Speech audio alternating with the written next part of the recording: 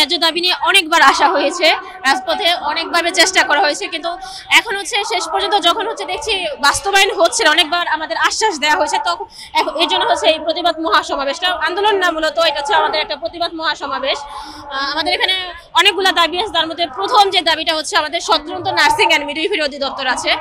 যেখানে আমরা স্বাধীনভাবে কাজ করতেছি, কিন্তু এখন হচ্ছে একটা কুচক্রী মহল আমাদের এই স্বতন্ত্র নার্সিং অ্যান্ড মিডওয়াইফারি অধিদপ্তরটাকে হচ্ছে তাদের আন্ডারে নিয়ে যাচ্ছে। এখন যে কোনো প্রফেশনের হচ্ছে সমস্যা বা তারা কি কি চ্যালেঞ্জ ফেস করে, তাদের হচ্ছে পেশা কিভাবে ডেভেলপ হবে সেই পেশার মানুষই কিন্তু বলতে পারবে। তাহলে আমাদের হচ্ছে স্বতন্ত্র নার্সিং অ্যান্ড মিডওয়াইফারি অধিদপ্তর যদি অন্য একটা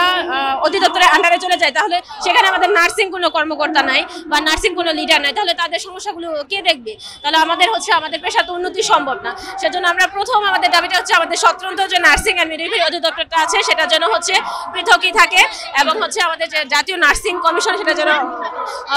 গঠন করা হয়। এছাড়া আমাদের আরো অনেকগুলো দাবি আছে, যেমন হচ্ছে আমাদের হচ্ছে